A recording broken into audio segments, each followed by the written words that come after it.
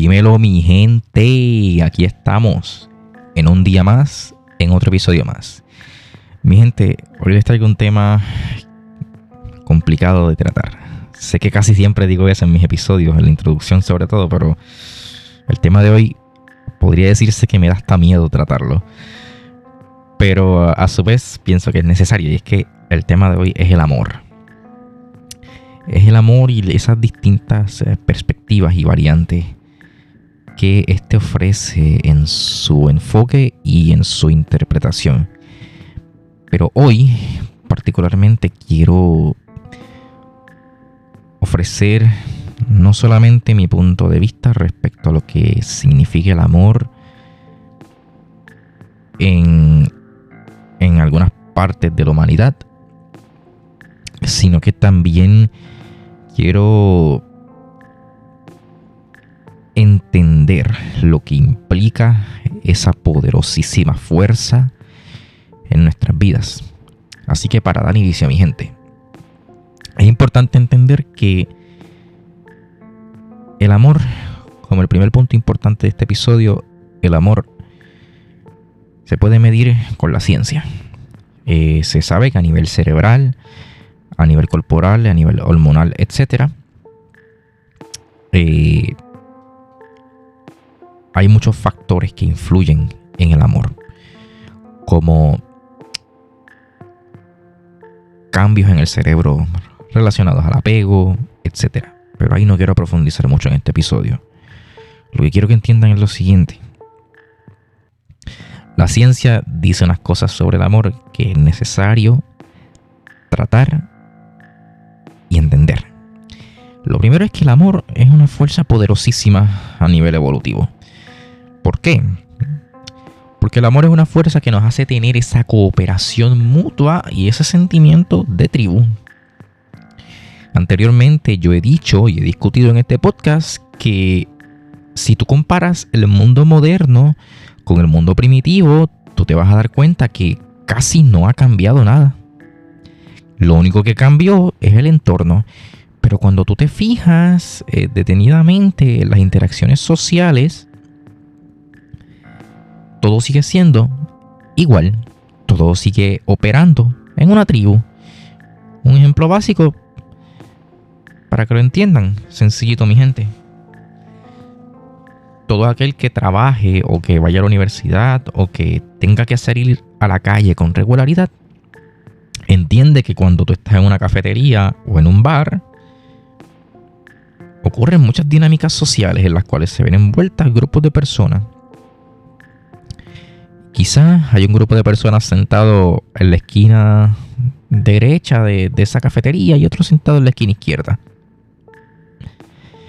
A lo mejor al principio no se hablan porque el cerebro humano, por evolución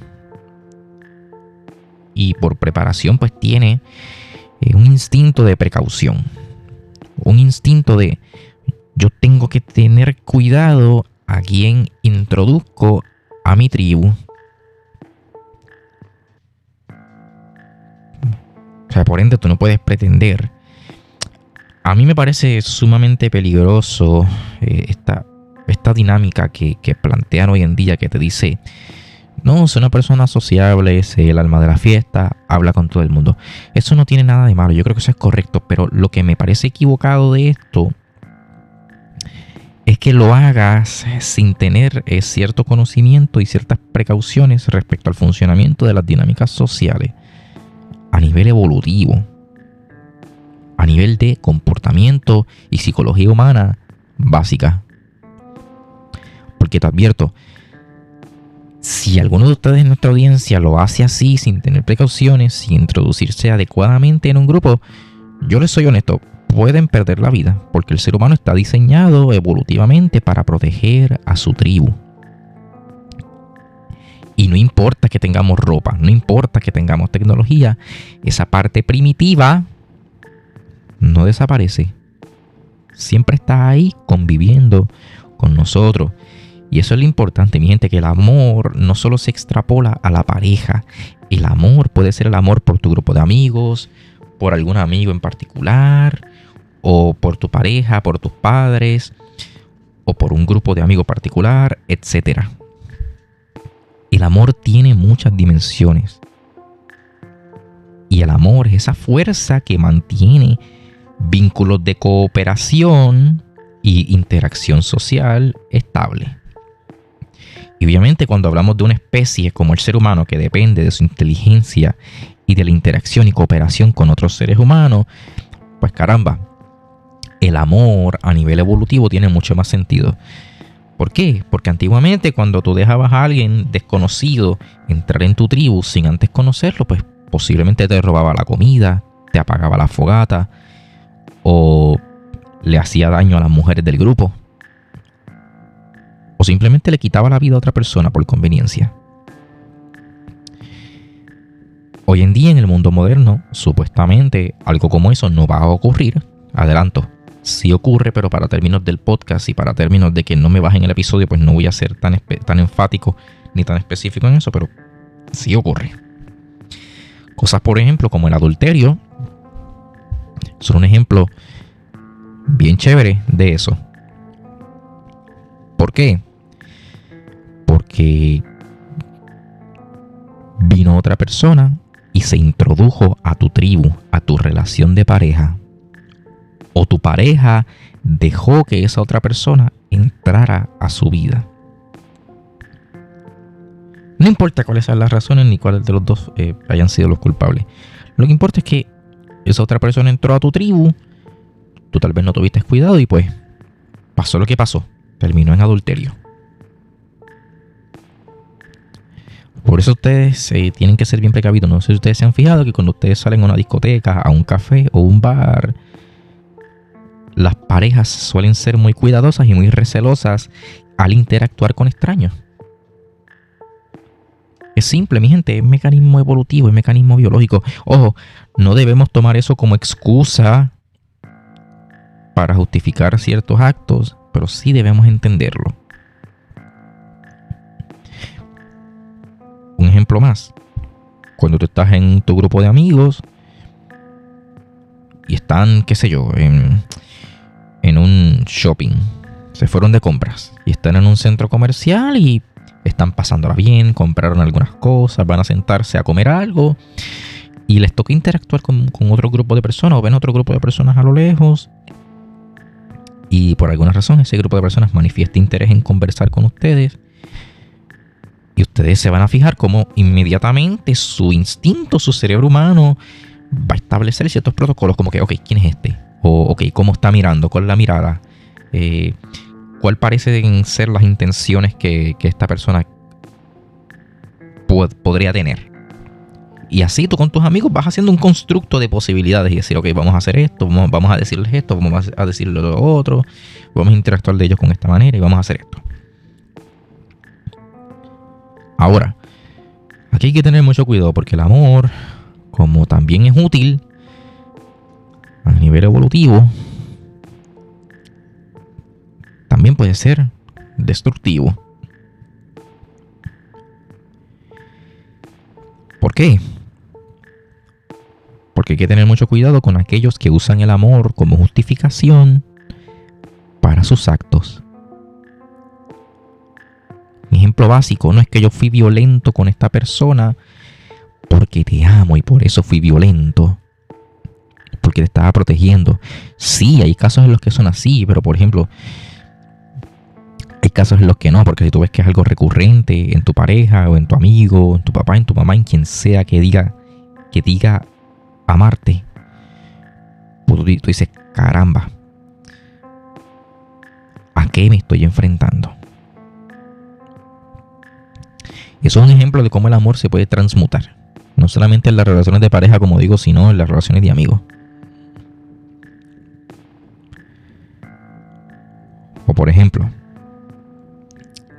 otro ejemplo para ir concluyendo con esta parte.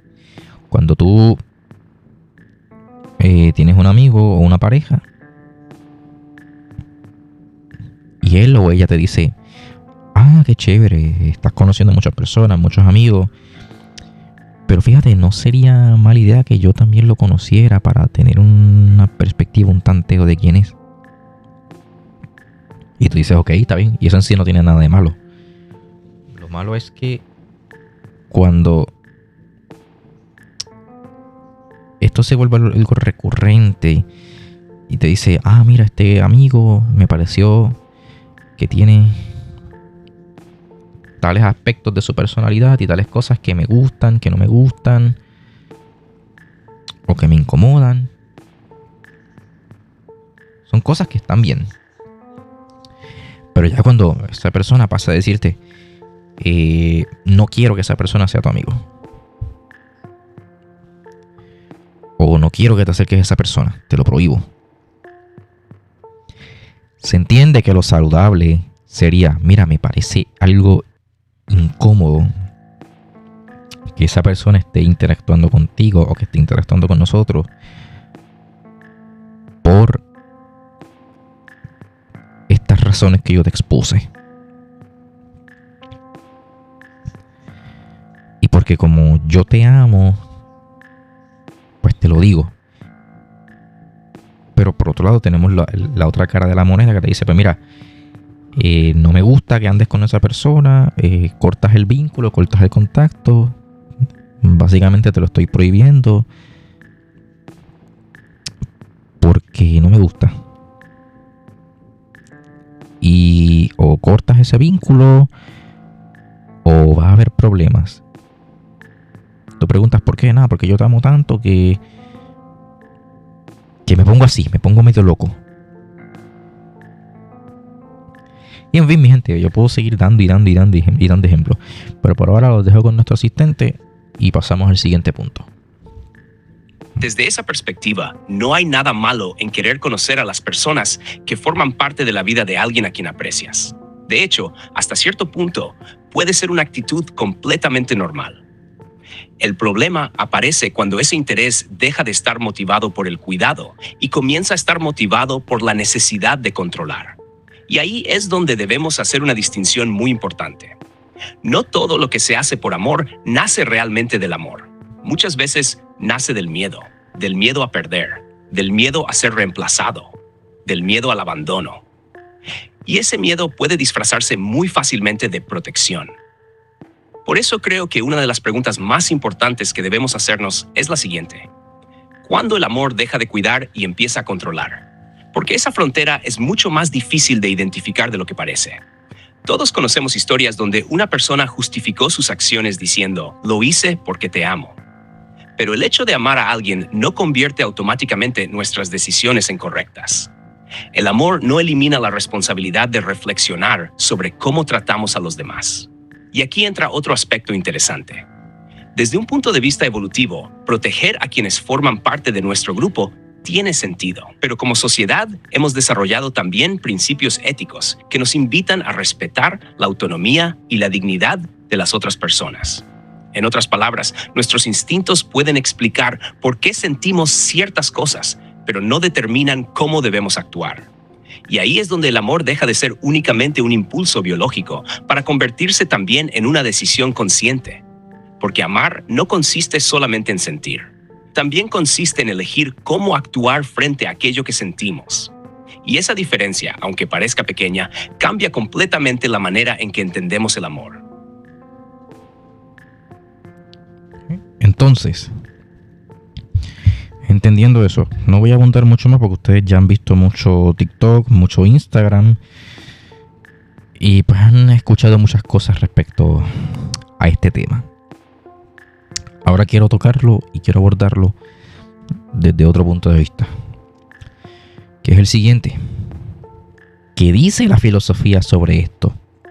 A nivel ético, a nivel moral, etcétera. ¿Qué está bien y qué está mal cuando hablamos de amor? Pues mira, la filosofía está de acuerdo en que el amor, de hecho, es una de las fuerzas más poderosas y que, de hecho, mueve a la humanidad. Pero algo importantísimo que dice la filosofía respecto a esto es que antes de tú utilizar el amor como motor, tú tienes que entender qué es el amor. claro, para tú entender qué es el amor, necesitas experimentarlo. ¿Y necesitas experimentarlo con alguien más? No exactamente. Primero, necesitas experimentarlo contigo mismo. ¿Por qué?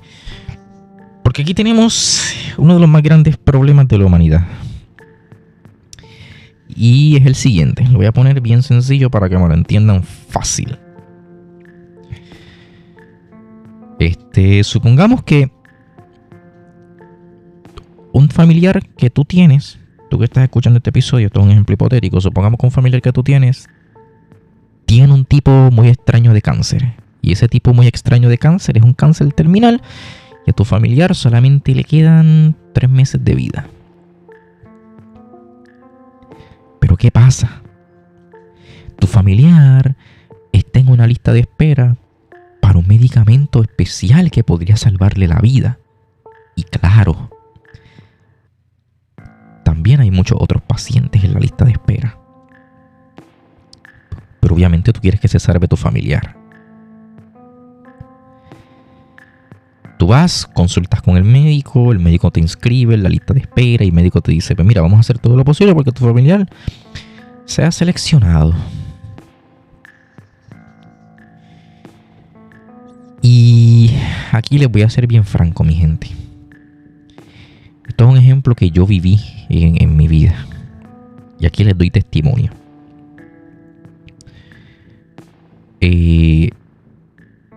Esto fue una doctora que su nombre no lo recuerdo. Pero ustedes saben que la medicina, una de sus prioridades es salvar al paciente. Y cuando la medicina se está decidiendo entre uno y otro paciente, pues la medicina dice, pues vamos a salvar al que tenga más posibilidades de sobrevivir. Y yo recuerdo que hace un tiempo atrás yo estaba escuchando una conversación y continuando con el ejemplo hipotético, supongamos que cuando te estás conversando con ese doctor te dice, pues mira, vamos a elegir a tu familiar porque tu familiar tiene más chances de salvarse. Y tú estás feliz y estás contento. Obviamente, pues claro, tu familiar se va a salvar. Pero aquí hay un conflicto bien grande. Y es que, claro, ¿qué pasaría si tú estuvieras en la otra cara de la moneda y tu familiar no fuera elegido? Claro, el estoicismo te dice, pues mira, aprende a enfrentar la realidad. Pero el ser humano dice, no, yo quiero salirme con la mía, entonces ¿qué hago? Y ahí es donde vemos muchas de las desgracias que vemos.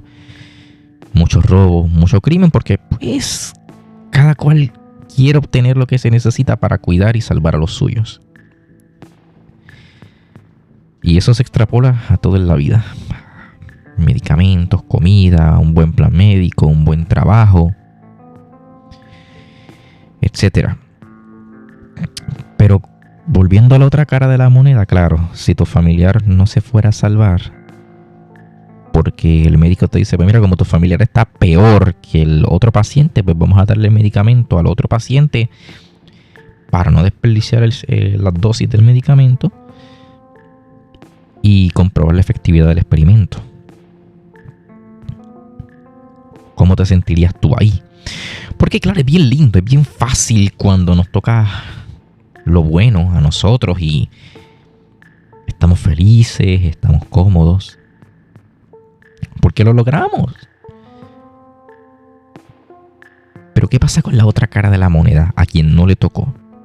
¿A esa persona la dejamos de tener en cuenta? ¿Y por qué expongo este otro gran dilema ético y filosófico? Porque este ha sido un debate filosófico por años, mi gente. Pongo un ejemplo más básico. ¿Cuántos aquí no les ha pasado que tuvieron una pareja y establecieron una relación con esa persona, una relación amorosa, y la persona de momento desapareció, se fue? Tú te quedaste llorando, sufriendo y preguntándote qué hice mal, qué pasó. Coño, a primera instancia eso es cruel. Tú piensas que la otra persona te debe una explicación, quieres entender el por qué, el para qué ocurrió eso, etc. ¿Es justo? No. ¿Ocurre? Sí. ¿Es algo correcto filosóficamente hablando? ¿Y moralmente hablando? Pues no lo sabemos.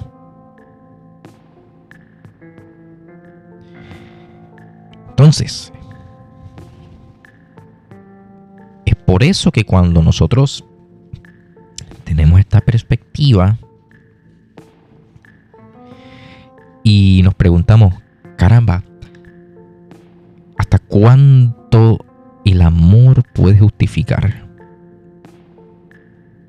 ¿Hasta cuánto el amor no puede volverse una fuerza dañina, una fuerza que puede volverse en nuestra contra?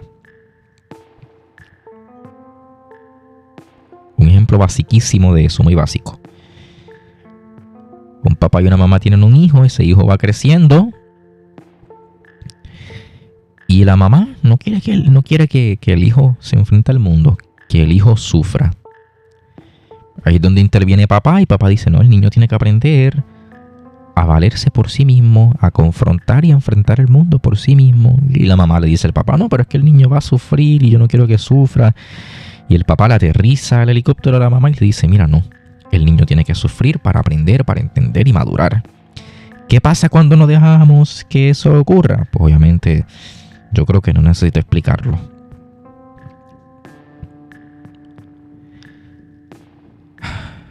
¿Por qué es importante entender esto, mi gente?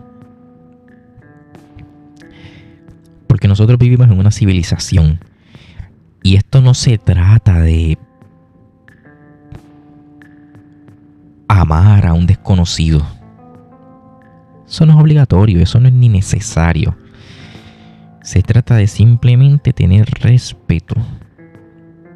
Porque hoy tú te encuentras aquí, pero mañana tú no sabes en qué posición tú vas a estar. Entonces ahí es donde el amor deja de ser únicamente una emoción y se convierte en un dilema moral. Porque amar no consiste solamente en preguntarnos a quién queremos, sino también qué estamos dispuestos a hacer por esa persona y cuáles son los límites de esas decisiones. Y aquí es donde quiero hacer una reflexión que considero importante. Muchas veces escuchamos frases como, el amor lo puede todo, o si de verdad amas a alguien, haces cualquier cosa por esa persona. Yo personalmente creo que ahí debemos tener mucho cuidado. Porque si aceptáramos esa idea sin cuestionarla, entonces cualquier acto podría justificarse en nombre del amor. Y la historia de la humanidad demuestra que no ha sido así. Se han cometido actos extraordinariamente nobles por amor. Pero también se han cometido enormes injusticias apelando exactamente a la misma palabra. Por eso la pregunta no debería ser únicamente cuánto amas. La pregunta debería ser ¿hasta dónde puede llegar el amor sin dejar de ser justo? Porque una sociedad no puede construirse únicamente sobre el amor hacia los nuestros. También necesita responsabilidad hacia quienes no conocemos, necesita empatía, necesita principios, necesita entender que el prójimo también tiene una historia, también tiene personas que lo aman y también desea vivir con la misma intensidad con la que nosotros queremos que vivan quienes forman parte de nuestra familia. Y eso no significa que deje de dolernos cuando perdemos a alguien. Ni significa que debamos querer a un desconocido exactamente igual que a nuestros seres queridos. Significa reconocer que la vida del otro también tiene un valor. Y quizá ahí esté una de las lecciones más difíciles que nos deja el amor. Que no basta con sentirlo, hay que aprender a dirigirlo. Porque una fuerza tan poderosa puede construir familias, amistades y sociedades enteras. Pero si se separa de la reflexión, del respeto y de la ética, también puede convertirse en una fuerza capaz de dividirnos. Y creo que esa es una de las razones por las que el amor sigue siendo uno de los temas más complejos que la humanidad ha intentado comprender. No porque no sepamos sentirlo, sino porque todavía seguimos aprendiendo cuál es la mejor manera de vivirlo. Entonces, como último punto relevante de este episodio.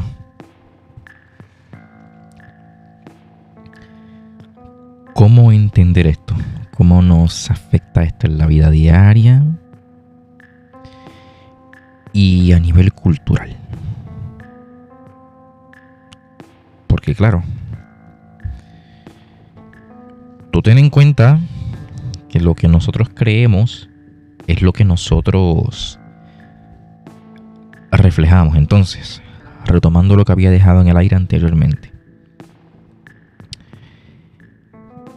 cuando estos escritos filosóficos antiguos te dicen que para tú primero amar tienes que aprenderte a amar a ti mismo primero antes de amar a otro,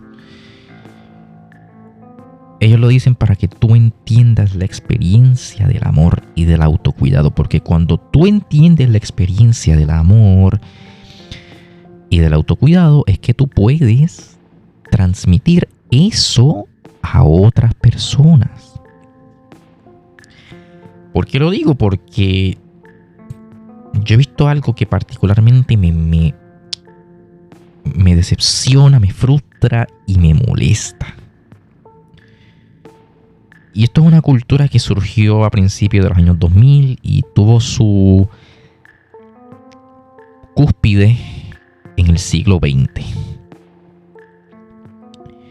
Y es el famoso yo lo hago todo por ti. Yo lo hago todo por amor. Y si yo no te tengo a ti, yo no soy nada. Una idea peligrosísima. Una idea peligrosísima que llegó a las mentes de las nuevas generaciones, sobre todo de hombres.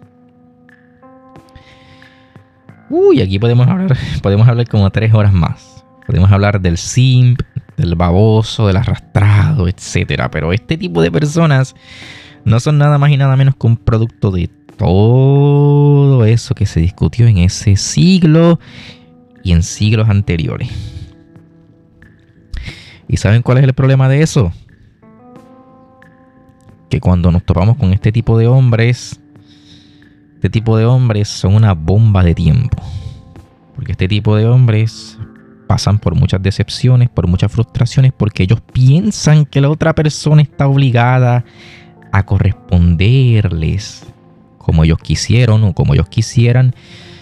Y cuando eso no pasa, ¡kabum!, explota la bomba. Y por eso es que se ven tantos feminicidios, tanta violencia y tantas situaciones negativas en general. Porque el amor tiene una base muy, muy importante que se llama respeto.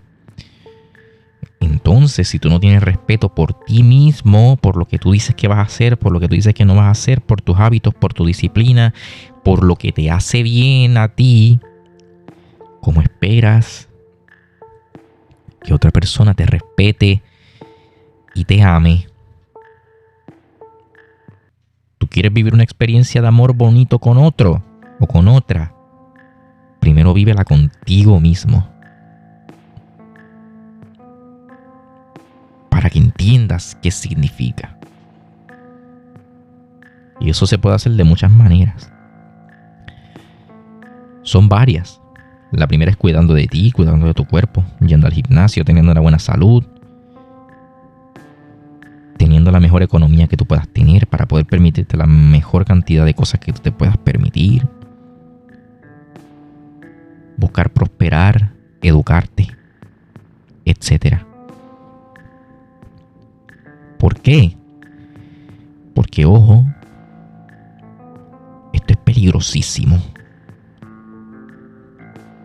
Porque cuando nosotros reflejamos esta clase de porquería, ¿quiénes van a aprender eso? Los niños. ¿Y ustedes creen que esto es algo saludable para la sociedad? En lo absoluto. Por eso que al principio les dije que es un tema difícil para mí, y haber notado que alrededor del episodio he titubeado mucho porque es que es un tema complicado de tratar. Pero nada, mi gente, yo creo que con esto lo voy a dejar. Con esa última reflexión lo voy a dejar. Hay que tener mucho cuidado de no justificar actos en nombre del amor. De no justificar el autoabandono en nombre del amor. De no justificar no hacer las cosas que tenemos que hacer en nombre del amor. Porque el amor llega. Todo tiene su tiempo en esta vida, mi gente. Habrá tiempo para tener pareja, habrá tiempo para tener hijos, habrá tiempo para muchas cosas. Pero si en la etapa en la cual tú te encuentras es otra, si tú las cosas que necesitas hacer son otras, pues quédate tranquilo, no apresures nada. Así que nada, lo voy a dejar con la última intervención de nuestro asistente y con eso nos despedimos. Y precisamente por eso quería cerrar el episodio con esta reflexión, porque creo que uno de los errores más grandes que hemos cometido como sociedad ha sido confundir el amor con la necesidad. No es lo mismo decir te amo que decir te necesito para existir. Son dos mensajes completamente diferentes. Cuando una persona siente que su identidad depende por completo de otra, deja de construir una relación y comienza a construir una dependencia. Y la dependencia, cuando se mezcla con el miedo a perder, puede convertirse en una fuente de sufrimiento tanto para quien la vive como para quien la recibe. Por eso creo que esas antiguas reflexiones filosóficas siguen teniendo tanto valor. Cuando hablan de aprender a amarse a uno mismo, no necesariamente están promoviendo el egoísmo ni diciendo que uno deba olvidarse de los demás. Más bien, invitan a desarrollar una base desde la cual podamos relacionarnos de forma más sana. Conocernos, cuidarnos y respetarnos para no depositar todo nuestro valor en otra persona. Porque, al final, una relación saludable no debería construirse sobre la idea de que dos personas incompletas se necesitan para existir. Debería construirse sobre la idea de que dos personas completas deciden compartir parte de su camino. Y eso cambia por completo la perspectiva. Porque entonces el amor deja de ser una prisión y se convierte en una elección. Deja de ser posesión y se convierte en confianza. Deja de ser miedo y se convierte en libertad. Quizá nunca lleguemos a comprender por completo qué es el amor. Ha sido objeto de estudio de filósofos, científicos, artistas y escritores durante miles de años, y probablemente seguirá siéndolo. Pero sí podemos aprender algo de ese recorrido, que el amor por sí solo no garantiza una buena vida. Necesita ir acompañado de respeto, de responsabilidad, de empatía, y también de la capacidad de poner límites, incluso cuando queremos profundamente a alguien. Así que quiero despedirme dejándoles una última pregunta. ¿El amor que ustedes viven hoy los está ayudando a crecer como personas o los está alejando de quienes realmente quieren llegar a ser? Porque quizá esa sea la diferencia entre un amor que construye y un amor que, sin darnos cuenta, termina consumiéndonos. Muchas gracias por acompañarnos en un episodio más de See on Heal. Como siempre, gracias por dedicarme una parte de su tiempo y recuerden, nunca dejen de cuestionar las ideas que parecen más evidentes. Muchas veces las preguntas más difíciles son las que más nos ayudan a entender quiénes somos. Hasta la próxima. Entonces, los dejo con esa, mi gente. Los dejo con ese. Espero que el tema de hoy les haya parecido útil, que el tema de hoy les haya gustado. Sé que el episodio fue largo, pero es que el tema lo ameritaba. Y siempre me cojo tiempo, además siempre se me va el tiempo. Pero nada, mi gente. Espero que les haya parecido útil, que les haya gustado y que, ya saben, como siempre, les doy las gracias por dedicarme un poco de su valioso tiempo. Que yo soy anfitrión, sin nada más que decir, me despido. Adiós.